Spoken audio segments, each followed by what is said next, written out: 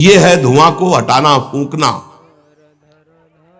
अरे अन्य शरीरों की अपेक्षा है मनुष्य शरीर सर्वश्रेष्ठ है, इसमें विवेक है। हम कैसे ऐसा पशुवत आचरण कर सकते? नहीं, अरे मन नहीं, तेरी सलाह नहीं। अब वो फूंक रहा है, आग पैदा कर रहा है, ज्ञानाग्नि पैदा कर रहा है। पर बहुत प्रवीण साधक नहीं, उससे प्रवीण मन है। वो सुख को सुख मानकर भोगने की लालसा प्रबल होने के कारण वो धुआं नहीं हटा पा रहा, वो उसी में और राग कर रहा है। प्रथम अवस्था में हटा लिया तो हटा लिया, नहीं दूसरी अवस्था में बहुत ही भयानक स्थिति हो जाएगी। ये अवस्था बदलने में देर नहीं लगती, कहने में देर लगी। दूसरी अवस्था हो जाती है दर्पण में ढका हुआ मैल। उसमें तो फूंक केवल मारनी थी कि आग प्रज्वलित हो गई, क्योंकि तैयार एकदम ज्ञान है, पर धुआं जैसा ढक गया, काम ने ढक दिया। जब दूसरी स्थिति आई उसी उपासक की कि इसका प्रायश्चित भी तो हो सकता है, अब वो मल लग गया। जैसे दर्पण में गाढ़ा मल पोत दिया जाए तो बिल्कुल दिखाई नहीं देगा कि हमारा रूप कैसा है। अब बिल्कुल विचार शून्य होता चला जा रहा है। यथा दर्शो मलेन च, जैसे मैल से ढक जाने पर शीशा दर्पण वो दिखना एकदम बंद हो गया। उसमें तो दिख रहा था, धुआं है, आग है, मतलब विवेक काम कर रहा था। थोड़ा फूकने की जरूरत थी, ज्ञान के प्रज्वलित करने की जरूरत थी, पर वो उधर ना की तरफ वृत्ति न ला करके हां की तरफ वृत्ति ले आया तो दूसरी सीन पैदा हो गई स्थिति।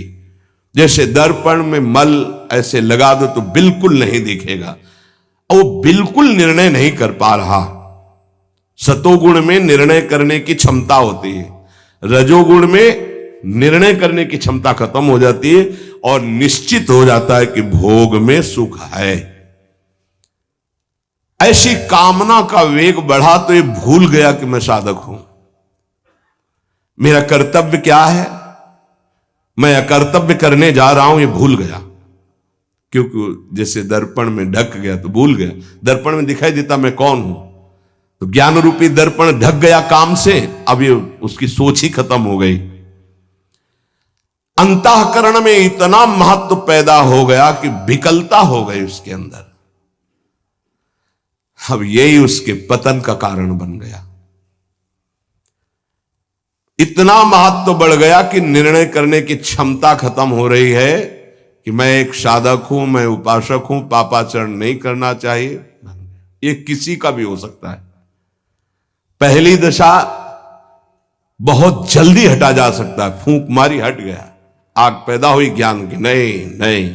दूसरी दशा गुंजाइश है थोड़ी, उसको ऐसे पोंछना पड़ेगा, समय लगेगा, पोंछना पड़ेगा, तब दिखाई दे। नहीं नहीं, तो दूसरे में संभलना रजोगुण, ये ठीक है, ये नहीं ठीक है, क्षमता खत्म हो चुकी। पहले में क्षमता थी, दूसरे में क्षमता खत्म हो गई।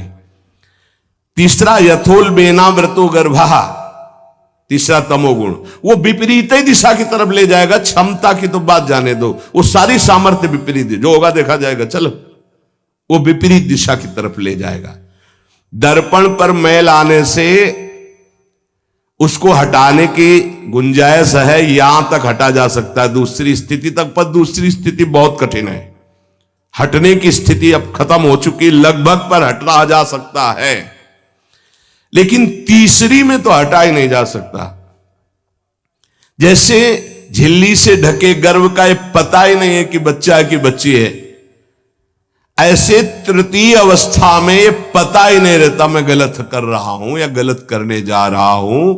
विवेक ही काम नहीं करता, वो उसे सुख और अपना जीवन मान लेता है। अगर उस कामना में बाधा पड़ी तो तमोगुण की वृत्ति बढ़ जाती है और क्रोध पैदा हो जाता है। क्रोध जब अपना स्वरूप धारण करता है तो हिंसा पैदा कर देता है, सम्मोह पैदा कर देता है। सम्मोह स्मृति का नाश किया और बुद्धि भ्रष्ट हुई, नष्ट हो गया साधक। ये सर्वनाश करने वाला काम।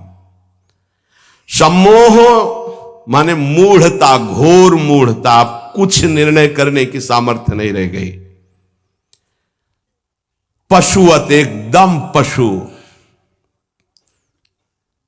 अब उसमें जब वाणी मिलकर बोलो हाथ उठा के ताली बजा के क्या